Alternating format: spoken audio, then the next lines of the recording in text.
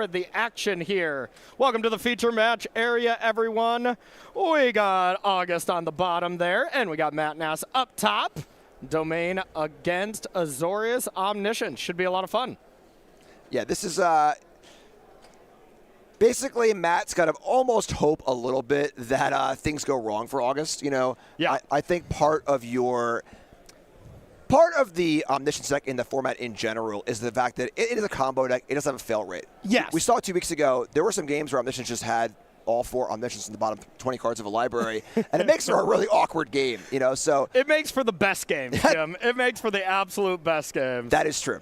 And now it looks like for August's side, they have the version that is becoming more stock, I feel. Not playing any invasions, anything like that. Just kind of winning with fair magic, we'll say. I mean, as fair as cheating and Omniscience comes into play, you know, you do just kind of, you have that mill combo. But wait, actually, is that, we don't even have that enchantment in here, that saga in here to mill out the opponent. Is that wild? Yeah, there's an Oracle of Tragedy. Okay, there we go. I believe that card works for the combo. I need to bring up the Oracle text in that card. Yeah. It is a fringe uncommon. Yes, yes. I know it's a 1/3 2-mana creature with an ETB ability, but we'll have to get the confirming on that. But I would assume that's part of the alternate combo kill. In some way, wins the game, that's for sure. So, looks like we have a stock up here. Heading back to Matt.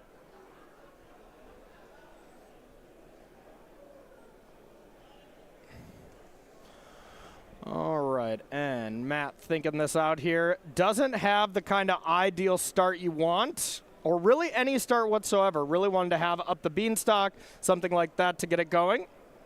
And of course, I think the last time that we saw Matt Nass play Domain, you know, we saw him take down the Pro Tour here not too long ago in some impressive fashion. Fell off out of his seat, you know, after doing a long, long set of math over and over and over again. Was really fun to watch. I know you were right there next to me.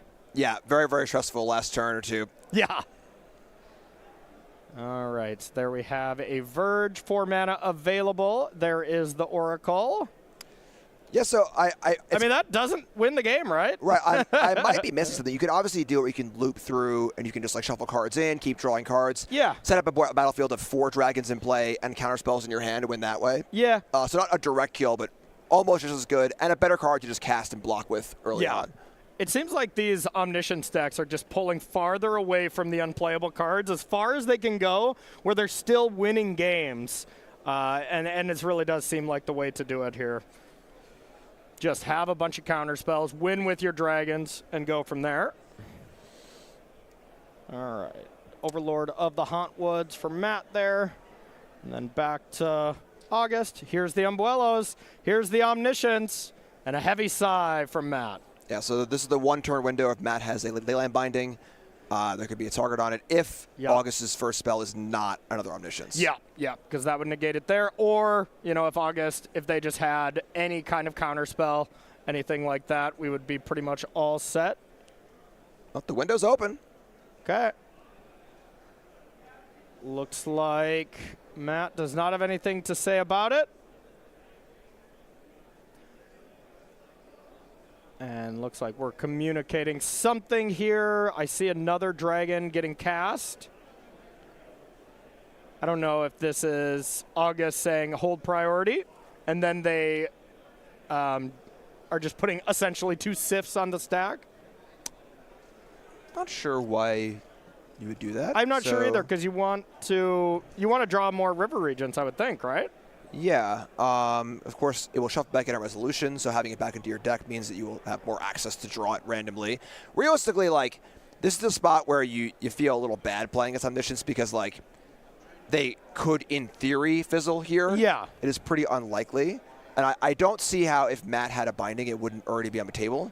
So I would think so as well. There's no reason to hold back there, right? Yeah, because you want to, obviously, August could just draw a counter spell. So let's get that thing in there as soon as possible. But so Matt is now in the wonderful waiting room of, hey, please fizzle. That would be awesome.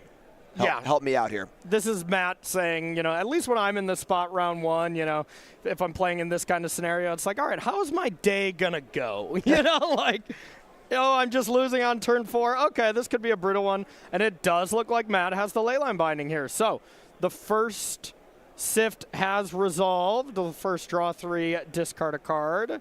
And there is Leyline Binding, and it worked. Wow. I'm still curious what this other river region is doing, if it's resolved. Or, okay, so this looks like it is just in play. All right, so it was cast as a dragon. So, that being said, I'm not sure why that happened like that, honestly. Yeah, me neither. Because, like, sure, if you cast the dragon and, you know, you get the bounce targets, we responded with another, with the coil and catch side of River Regent. The thing is that so the first thing that should happen, in theory, Omnis comes into play as a 1/1 creature. Yep. August will cast the first spell, and at the first chance Matt gets priority, Matt fires the binding and tries to hit it, right? So if the dragon had waited, coil and catches on a stack, binding hits the Omniscience, and the second dragon could just bounce the binding. Now Matt's tapped out, and your coast is clear. Yeah. So interesting sequence there for sure. I haven't played a ton of Omniscience, so I'm not willing to be like, oh, that was definitely wrong. I'm not 100% sure, but the problem now is that Matt still has a whole bunch of work to do. Yeah. You know, like 20 life for August and plenty of time to kind of get things going. And also, there's a 6/7 in play. Yep, there's a giant creature. Creatures are one thing that Domain has a fine, you know, is very good at dealing with creatures, to say the least.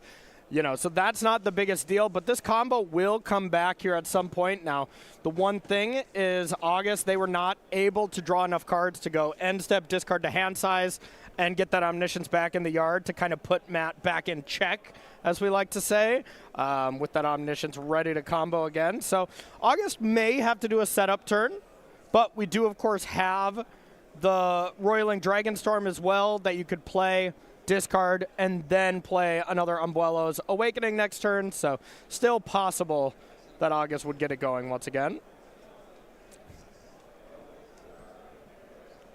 Everywhere you want to be. And here is another Overlord. And this is Matt fully putting the shields down. Let's see. There is the Dragonstorm. We're going to draw 2 cards. Jim, what do you think August is going to discard? I mean, Omniscience sounds reasonable. Wow, I was being sarcastic. I thought for sure it was going to be Omniscience. So now we're seeing, you know, this is the cards that were bouncing from the dragon, of course, a little bit more card draw, but more setup, you know, and Matt actually has a threat in play now.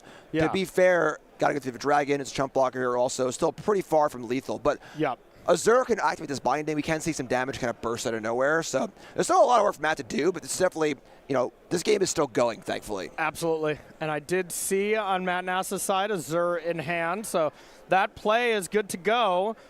Dragon stays home, so the Leyline Binding can be blocked. It's always weird to say that. Yeah, it's a weird thing where, like, Binding, of course, has a vulnerability where you can lose it and get the card back. Yeah. When it becomes a creature, it's even easier to kill. So with Omniscience, such a valuable card under the Binding, it's a little scary, but, you know, as long as there's a way to push through this dragon, which there are plenty of in Matt's deck. Yep. And looks like this is everybody's favorite 3-drop. It's Zur. Wonder if Matt framed any of these Zurs yet, you know? Maybe framed up the Beanstalk. I hope so. Yeah.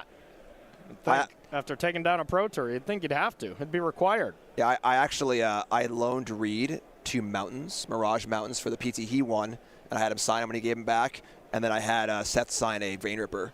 Okay. He runs, so I have those. I'm going to frame those eventually for a little Pro Tour memento. I mean, framing it's the only thing you can do with Vein Ripper. Can't play with it anymore. Card's too good. It's true. You guys broke it. You broke it in half. All right, this is the big turn here. This is the spot where August has to have it. Looks like they do. 4 mana's being tapped. Let's see if it is Umbrello's number 2 on Omniscience number 2. It is. And let's see if the win's there. You know, as we're seeing and looking at this list, we're not seeing any way to win the game on the spot. There's no way to mill out your opponent with a Saga. There's a scroll shift where you can copy this Oracle. And you can get a ton of value, but man, not being able to win on the spot seems like, especially in this matchup, could be a problem, Jim. Yeah, this is a weird thing where normally putting a bunch of dragons in play, bouncing all your opponent's stuff and saying go is like a pretty much guaranteed win. but there are Wrath of Gods in Matt Ness's deck. Now, there's a small counterspell suite in August's deck. 2 Spell Pierce, 2 Dispelling Exhale, 1 Confounding Riddle, no hard counter. We saw one Refute in some of the decks 2 weeks ago, which is the cancel with the discard effect. A little surprised to see maybe 1 hard counter for spots like this, but there's enough counterspells here where through a long process of looping and drawing your entire deck, we can see everything get bounced, and then kind of say go, 4 dragons in play, 1 million counterspells in hand, which should be good enough. Yeah, I would totally agree. So here is the dragon. Roiling Dragonstorm is going to be able to be bounced. And really the only thing that can be bounced on Matt Nass's side is the Zur for now, as everything else does have hexproof until that card is gone. So this gets to return, that gets to return. We got some more card draw on its way. Might as well start with another Roiling Dragonstorm. And another, and another. Now this is going to be more than likely a very long turn. Buckle up. Yep. As you get to do all the things, all the lands to the yard. The Dragonstorms are here in full force. Now, if you ever get a River Regent, you get to draw 8 cards and discard 4. That's usually pretty good. Yeah, so I believe we're going to see what I was saying, the setup where go through the entire deck, keep looping the dragons, and end up with a board state of 4 dragons, a hand of 4 counterspells against no board at all. And even though Matt has 9 mana, because these are all soft counter spells. Exhale is counterspell 4 with a dragon, Spell Pierce is 2, Riddle's 4, but 4 plus 4 plus 4 plus 2 plus 2 is more than 9. So like, well, carry the 3 divided by. No, he's right. He's right, y'all. No, it makes a lot of sense because, like, you look, we have 9 mana for Matt. You play a Sunfall, and you play 1 Dispelling Exhale. Be like, you want to pay 4 and tap out, and then you get a Spell Pierced or whatever, So I would think we're all done here, and especially if we see August Rowley here win against Domain without the mill plan, who needs it then? Yeah, for the 1/3 body, it sounds silly to say a 1/3 for 2, a Lumen Grid Warden for all you boomers out there. Yeah. It's a good blocker, but like, just having anything to throw in front of a Draycatcher or a Suspira in the early turns is more profitable than the Saga we usually see, which has very, very minute value. It is castable. You can play it for a little bit of something, but the 1/3 body blocking is certainly higher value. So it looks like right now, August is explaining a loop here with the Oracle. And, as far as the Oracle looks, shuffle your good cards back into your library, and you're gonna draw them. And I think that was the case. We don't have the table mic going, but it's, hey, I'm going to draw my entire deck. I'm going to shuffle all my relevant cards into the deck. I'm going to end with 4 dragons in play, and I'm going to have 5 counterspells in my hand. Then I'm going to say go. And that explanation was enough for Matt to pack it in game 1. So, I mean, if that's how this can end with Omniscience without the mill combo, good riddance to the combo, because the Saga itself was kind of unplayable, Yeah, the fact that the dragons and the Dragonstorm are just so good by themselves, and the dragon is just so load-bearing. The ability to bounce your opponent's stuff, your own stuff, loop things, keep going. It opens up a wide range of possibilities. Yes. All right, so looking at Matt Nass's sideboard here, a bunch of spells, no creatures, really not much to deal with any kind of aggressive decks. That would lead me to believe Matt is pretty much pre-sideboarded for these Izzet decks. What do you like in and out here up against the bad matchup of Azorius Omniscience? Almost everything. Yes, I was going to say the same, besides the authorities, right? Yeah, so this is the kind of matchup where in game 1, Matt's fully aware of it. Like, it's a race in a situation where he's driving a boxcar, It's like not fast enough to really get through. However, post-board things change a lot. There's a ton of relevant interaction. There are 5 hate pieces in High Noon and Rest in Peace that must be removed before August can go off. 2 copies of his Stone Brain is a real nod to his matchup of hey, Stone Brain is an extremely focused card that is basically only good here. Being able to remove Omniscience is a huge step towards victory. A couple Disenchants, Destroy Evil, Tear Asunder. Stock Up's a great one we saw at the Pro Tour. Matt played one on the sideboard as kind of like an extra copy of all these cards, which is great. and then, of course, a few negates as well. So a lot of tools here. All the lockdowns, all the Riot Zens, all that crap can go out, and we'll see a bunch of this stuff come in, and we'll see a much more competitive game from Matt. Yep, makes a lot of sense to me. God, that game one feels bad for Domain. And then from August side, what are they bringing in?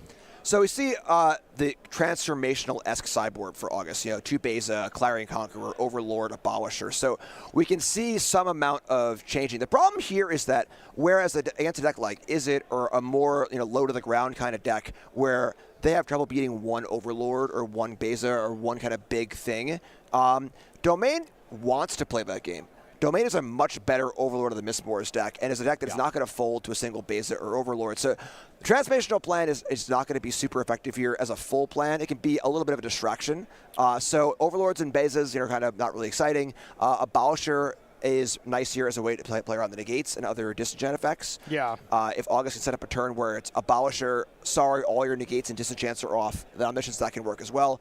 But realistically, kind of fighting back a little bit against the hate. Get Lost works there as well. But maybe change the equation to deal with all those hate cards in the board, as well as hit some big stuff. That might be okay. Yeah, I can pop up an Overlord and then hit all the 2-mana things as well. So we see a bit of interaction coming in. Advantage sideboard, and though definitely goes to Matt, although it's coming from a place where Matt was already down by quite a lot, though. So a big step up, but still, about at ground level. Yeah, this is the classic, riddle, if you will, of okay, your matchup post board's amazing, but you have an auto lose game one. Is your matchup good in general? Probably not, right? Yeah, it's pretty tough. Yeah. All right, so let's take a look at our flash sale we have going on this weekend. SCG always has a really great sale every time we do one of these broadcasts, so make sure to take advantage of this. We got select Magic singles being 10% off, so just kind of a lot of different stuff and giving you a little bit of money off. Head to StarCityGames.com. Now, the sale does end Monday, so make sure to get your orders in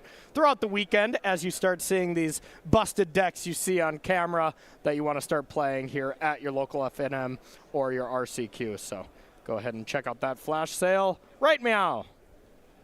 Can you tell me the complete text on displaced dinosaurs? I cannot. I could tell you 0 text on it. I have never seen that card in my life. Yeah, if that card doesn't have a, built-in way to blink out creatures, then get that name out of there. I'm just thinking Eldrazi Displacer, so.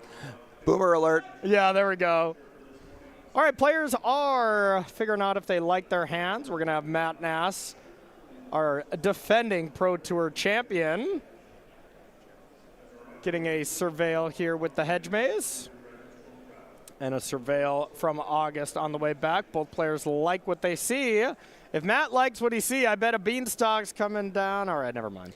I mean, it's funny because the 2 tops here from Matt, normally Skryla has, a little bit of information, whatever. Yeah. That's an immense show of strength for me, where Domain's already a deck that's very, very interested in just binning almost anything that's not a Beans and Overlord, a real proactive card.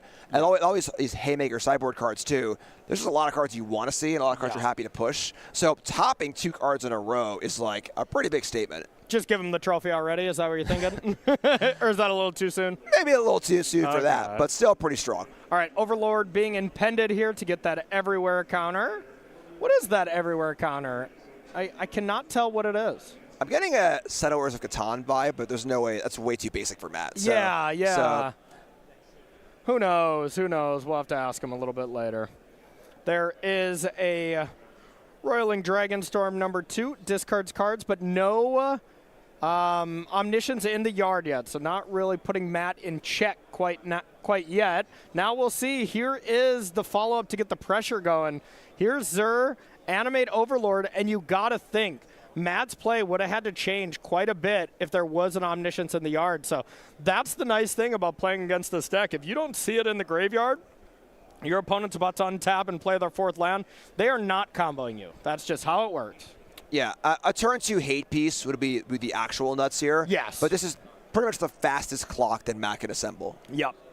There is Omniscience into the yard. So everything from here on out, if I was Matt, is going to be, all right, now I have my aggression. I no longer need to play any more Overlords or anything like that. It's like, I want to play a High Noon. I want to play Rest in Peace. Probably not in that order. I wouldn't recommend it.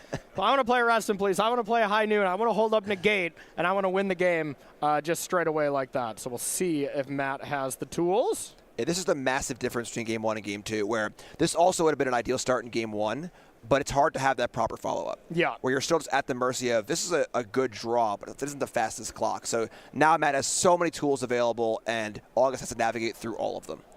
Yep, makes a lot of sense. I also see Zur being held back, just respecting Ride's End or something like that. Not sure why you wouldn't get that one in there, but a forest it's so dispersal. Minor. Ah, there we go, there we go. Yeah, you're probably still leaving that one in, huh? Yeah, and it's not great here, but it's not great, but it can be part of the combo where yeah. you're bouncing your own dragon, a little bit of surveil, you know, and if you do get it bouncing with it, it's a pretty huge tempo swing as well. Yeah. So, you know, it's a kind of card that could maybe get shaved a little bit, but the 1 point damage doesn't really affect the clock that much here. So, yeah. Not worth the risk there for Matt. Makes sense. He's thinking about everything. And here is the moment of truth here for August. We don't see the High Noon, Rest in Peace, anything like that. So that's got to lead me to believe Matt at least has a negate, right? I feel like there's no way you're keeping that hand if Matt was on 0 interaction, if it was just Overlord and Zur, right? Yeah, I would say likely a negate and then maybe 1 disenchant effect of some kind. Yeah. Binding, get lost, etc., etc. Stock Up gets cast. Looks like if this is a non-Umbuelo's Awakening card, Matt's not going to waste his potential negate. And says, yep, stock it up. No big deal. You're on a 2-turn clock.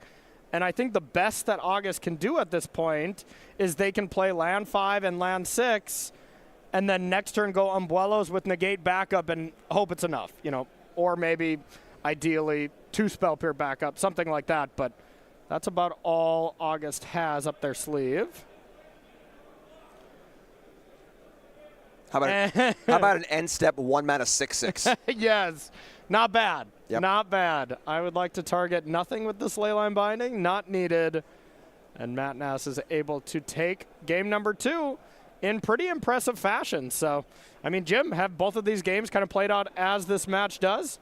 Yeah, it was funny because actually, in that game. Okay, because okay. we didn't see a single piece of hate or interaction from Matt. Yeah. That was just that's the fastest possible kill list I could show for the most part. Yep. However, the threat of these interactive pieces is going to force August to play differently, where August needs to make sure that they're sculpting a hand that has answers to these High Noons, Rest in Peace. You can't just keep a hand that has turn 4 Omniscience that's cold to a Rest in Peace or cold to a High Noon too. So there's a lot of implied pressure there as far as the setup goes, and then you just got to find it too. Yeah. That's part of the equation as well.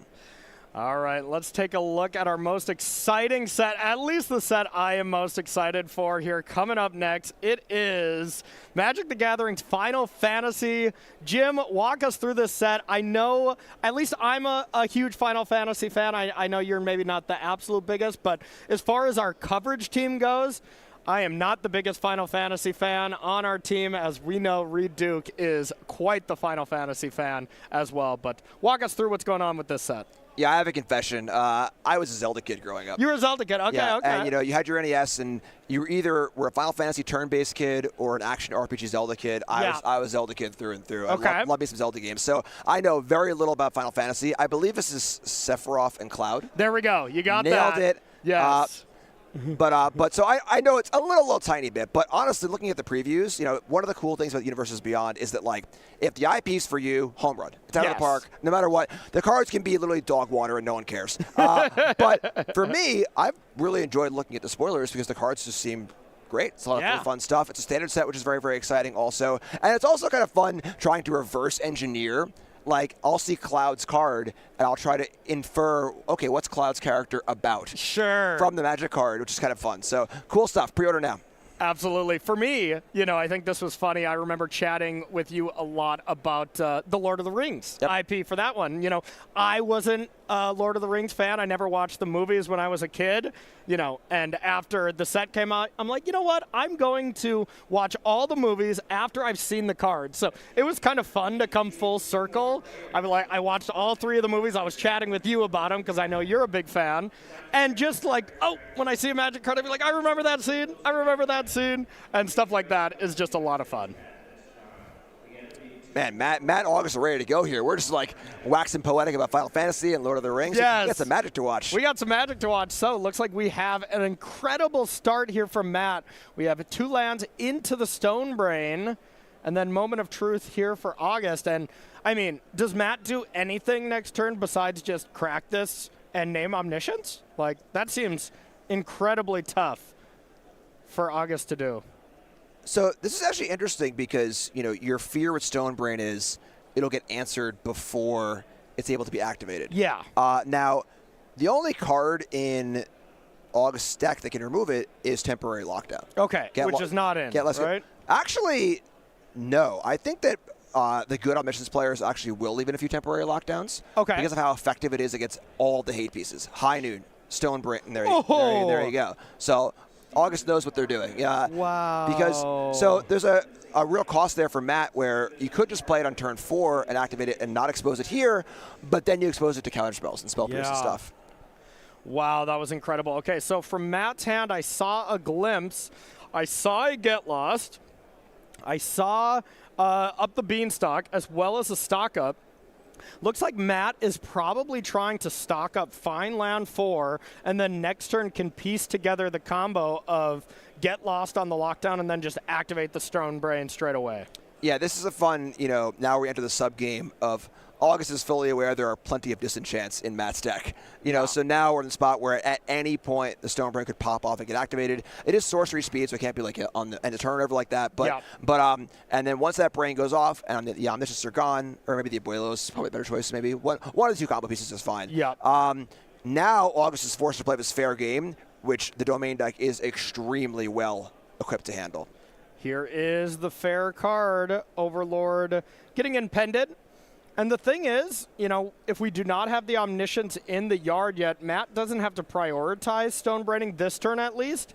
You know, Matt would have to next turn because the possibility that August could just go Roiling Dragonstorm, discard Omniscience, Abuelos is very possible with 6 mana, but on 5, it's still very tough. You got to have a Surveil land and you got to get lucky.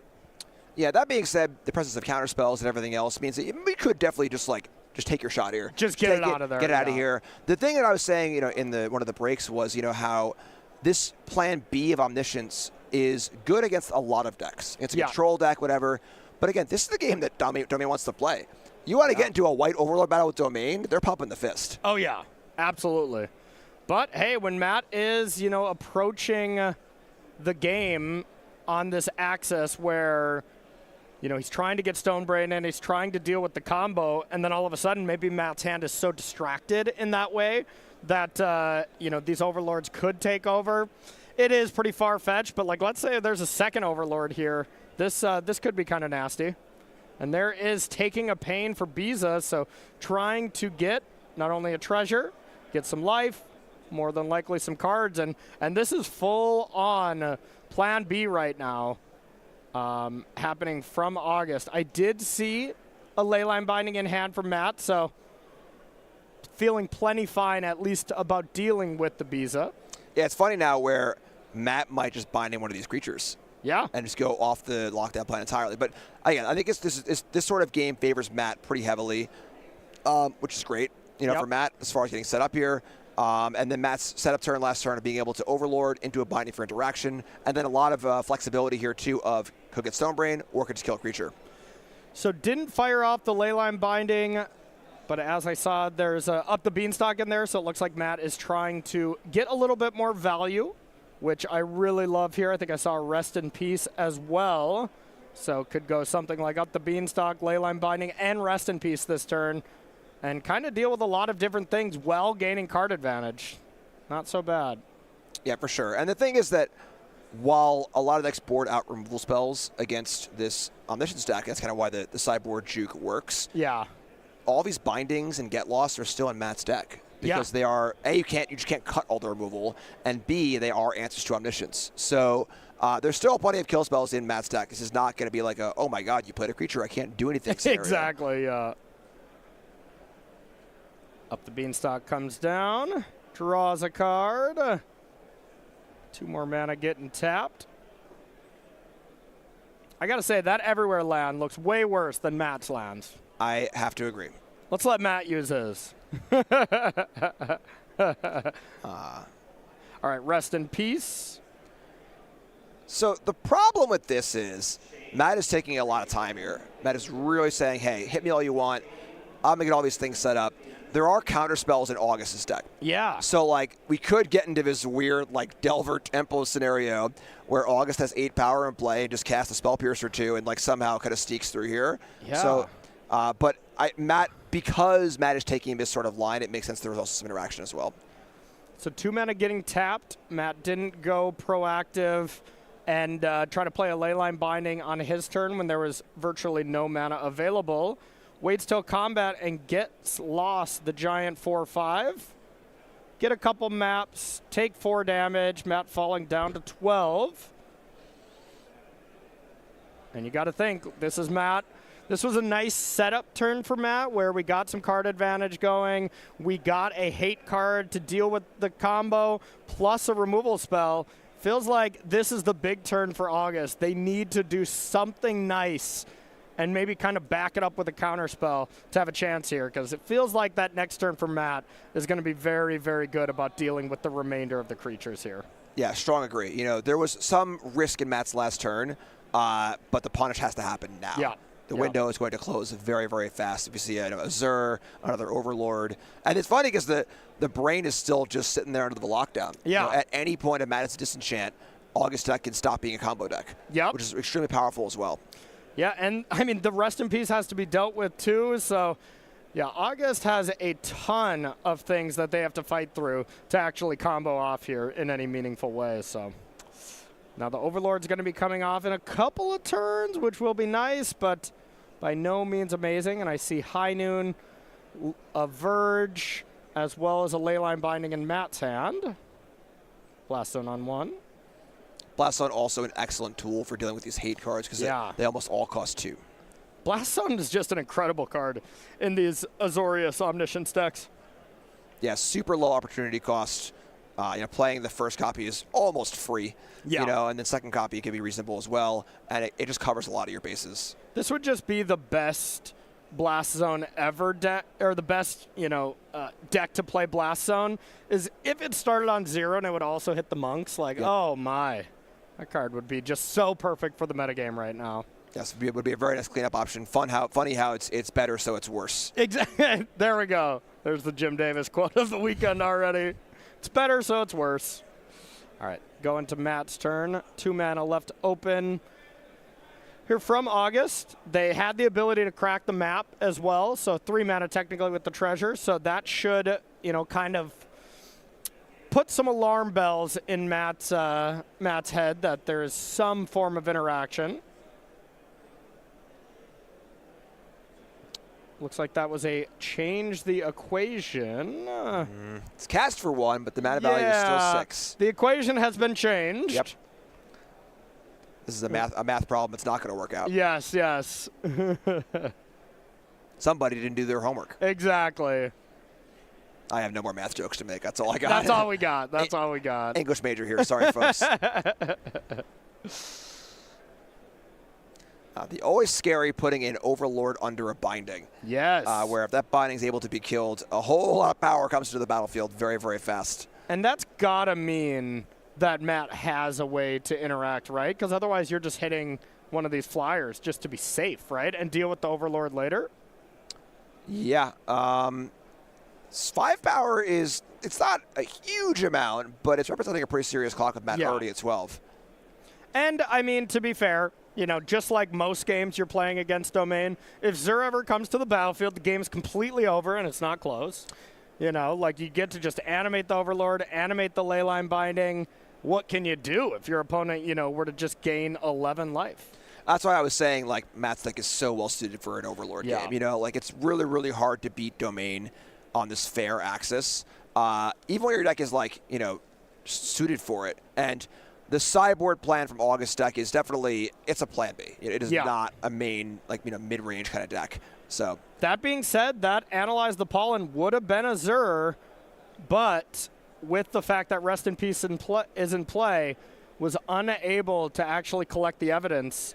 High Noon gets countered. Matt kind of knew about that, changed the equation. And then, well, High Noon number 2. So Matt definitely kind of baited August there a little bit, but hey, High Noon's something you have to deal with. Yeah, and now the problem is, though, that there's just especially 3 really important 2-mana permanents in play. So this Blast Zone looking even better. Yep. And there's plenty of time for August to, navigate the Blast Zone as well as the attack step. So there's still some flexibility here for August. Yep. That flexibility will change if it comes to Zur coming down, but that is by no means in Matt's hand ready to go. The one thing that Matt does have available here is at least can crack High Noon to deal with one of the flyers in a pinch. Here comes the River Regent. And what are we bouncing?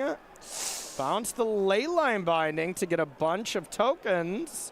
Now the Leyline Binding can get recast at end step, and Matt can draw a card. So is that worth it, or is that something that's a little scary to you? That's a lot of bodies. There's definitely no Day of Judgment still in Matt's deck. So with Matt at 7, and now we're going to see a bunch of Moth tokens as well. This is getting a little scary. So, I mean, Matt would just have to, auto play this Leyline Binding at end step, you would think, right? Yeah, I mean, I think you have to remove a thing and draw a card. You're also locked to 1 spell a turn. So you're almost, you have to play 1 spell on their turn, 1 spell on your own turn, or you're not playing enough spells to do anything. So here is the end step Leyline Binding, and one thing that Matt can do is sack the High Noon to kill a creature and then start multiple spelling. But yeah, I'm with you. The battlefield here, the fair game plan that we thought was kind of not possible, is doing some good work. And when Matt is taking out this many cards to bring in all these hate cards, the Sunfalls, the Day of Judgments, they easily might not be in the deck. There's 2 days in the main, and actually just 0 Sunfalls in the 75. So, I mean, Day of Judgment looks like the best possible card right now, and I would not be shocked if it's not in the deck. Yeah, you kind of see it on Matt's face. There really is so much inherent risk, like I said when it happened, of binding an Overlord. Same with the Traxa too, back when that was played more often, where you just really build this house of cards, and it can come down at such a cheap cost at such an inopportune time. Yeah. Where there are plenty of 1 and 2 mana ways to remove an enchantment, and all of a sudden you have a 1 or 2 mana White Overlord or a Traxa. That swings the game massively. Yeah. And then Matt's taken so many setup turns this game. Matt's taken so many turns to play some enchantments, play some hate pieces. I'll set up for next turn. Then now it's really catching up with him. It is very much catching up with him. And this green Overlord is basically textless at the moment. Sure, you can play it for its impending cost to draw a card, but I mean, there is a ton of flying damage here. What do we have? Just casual 15 points of flying damage, which has got to lead me to believe that even if you deal with the River Regent, we still have lethal. So yeah, Matt's got a lot of stuff to do here. With a High Noon in play. Yeah, with a High Noon in play. Now listen here, partner. You'll only be casting 1 spell this turn. 1 spell. You all better make it a good one. Exactly. Very good Western voice there. Oh, thank you, son.